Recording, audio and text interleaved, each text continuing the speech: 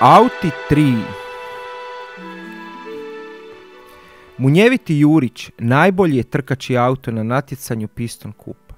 On je brži od brzine, hitriji od hitrosti i gubitnike jede za doručak. No, na početku svoje karijere Jurić je imao najboljeg trenera i mentora na svijetu. Bio je to legendarni Doc Hudson. Doc Hudson naučio je munjevitog Jurića kako naporno vježbati i u njemu je probudio istinsku ljubav prema utrkama. A sada, u zadnjoj utrci, Jurić se utrkuje protiv nove jurilice, Jure Groma. A Jura pripada najnovijoj generaciji trkačih auta. Tijekom utrke Jurić je uistinu bio munjevit, no izgubio je kontrolu i doživio strašnu nesreću. No usprkos neuspješnoj sezoni, munjeviti Jurić naučio je biti uporan i ni pod koju cijenu nije namjeravao odustati. 4 se mjeseca oporavljao, a zatim odlučio iznova se natjecati. Kako bi se što bolje pripremio za prvu utrku sezone na Floridi, munjeviti Jurić otišao je pripremiti se u najmoderniji centar za trening. Dobrodošao, ja sam tvoj najvjerniji obožavatelj, reče mu Sterling, Jurićev novi sponzor. A sada, trk na posao, ponestaje ti vremena i uskoro ćete zamijeniti novi automobili. Munjeviti Jurić uskoro upozna svoju trenericu, Klaru Ramirez. Bila je nadaleko poznata kao najbolja trenerica trkačih automobila. Klara Ramirez Juriću je zadala nekoliko vježbi koje su mu se činile čudnima. Trebamo vam otpustiti te stare ležajeve. Prilično ste ukočeni, reče mu Klara znalački.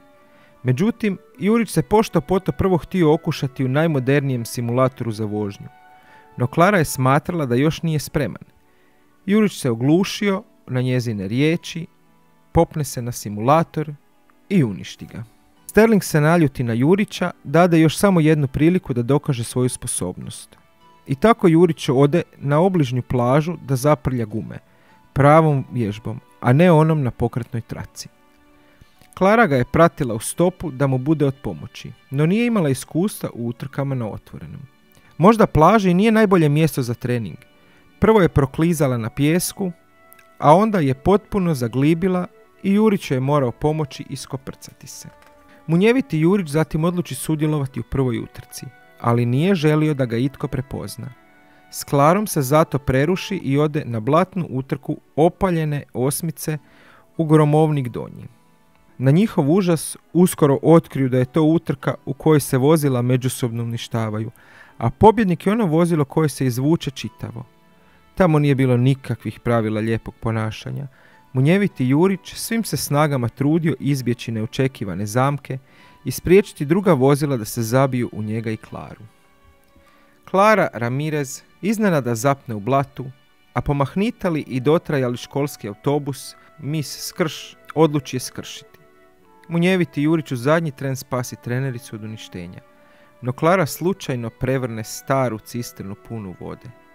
Mlaz vode opere blato kojim su se prekrili da ih nitko ne prepozna, a zadivljena publika u Gromovniku Donjem otkrije da munjeviti Jurić sudjeluje u utrci trošnih vozila. Bilo je očito da treninzi nisu donosili očekivane rezultate i Jurić je bio uzrujan. Više je pazio na Klaru nego što na utrku, te se jako naljutio na nju. Međutim, otkrije da je i Klara Ramirez jako dugo sanjala o karijeri trkačeg automobila, no nije vjerovala u samu sebe te je postala trenericom. Munjevitom Juriću sine ideja. On i Klara otići će u Thomasville, rodni grad Doca Hudsona. Ondje otiđu na trkaču stazu na kojoj se njegov stari trener proslavio i odluče odvoziti nekoliko krugova.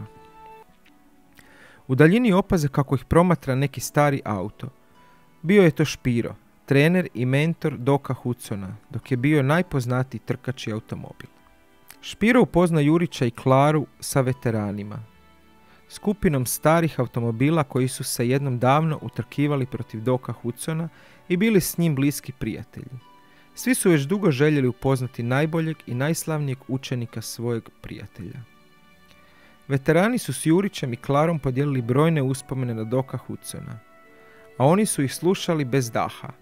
Doznali su tako i za Hudsonov nevjerojatni okret. Docova tajna bila je da nije vozio najbrže, već najmudrije. Špiro odluči da će trenirati Jurića, a Klara mu tako postane partnerica u treningu. Neumorno su zajednički radili na brzini i vještini, izbjegavajući krda traktora. Munjeviti Jurić uporno je trenirao kako bi bio u vrhunskoj formi za početak sezone utrkivanja. Iako su već trebali krenuti na Floridu, Jurić i Klara odluče odvoziti još jednu utrku na stazi slavnog Doka. Munjeviti Jurić vozio je najbrže što je mogao, međutim, usprkos svim naporima, Klara je pobjedila. Bilo je već krajnje vrijeme za odlazak na Floridu. Munjeviti Jurić nije bio samouvjeren kao prije. Nije bio siguran u svoju pobjedu. Ako mu se ovom utrkom karijera završi, znao je da će biti izvan sebe od tuge. Baš kao i Dok kad je objesio gume o klin. Dok je obožavao utrke, no više od svega volio biti vođa svog tima. Špiro otkrije Juriću i nastavi. Vidio je u tebi nešto što ni ti sam ne vidiš. Utrka samo što nije počela, no Jurić nije mislio na pobjedu. Mislio je na Klaru Ramirez. Zajedno su trenirali, te ga je čak i pobjedila. Shvati da je sada na njoj red da živi svoj san kao trkaći automobil. Treba joj samo pružiti pravu priliku. Munjeviti Jurić stoga odluči da će on biti taj koji će joj tu priliku i pružiti. A zatim mu na padne sjajna ideja. Izaći će iz utrke i na svoje mjesto staviti Klaru. Vjerovao je u nju baš kao što je i Dok vjerovao u njega. Pozove stoga Klaru i zamoli Ramu da joj na bok stavi prelijepi broj 95. Klara Ramirez prvo je bila jako nervozna, no Jurić je preuzeo ulogu vođe njezina tima i davao joj upute koje su joj ulijevale samopouzdanje i hrabrost. Brzo je pretekla sve natjecatelje pred sobom. No Jura Grom pokušao je gurnuti u zid. Klara Ramirez izbjegne mu i načini Hudsonov nevjerojatni okret. Dočeka se na kotače, dade gas i pobjedi u utrci. Natjecateljska karijera Klare Ramirez tek je počinjala. A iako su njegovi natjecateljski dani bili odbrojeni, karijera iskusnog munjevitog Jurića bila je sve samo nezavršena. Udruženi bili su nezaustavljiv dvojac.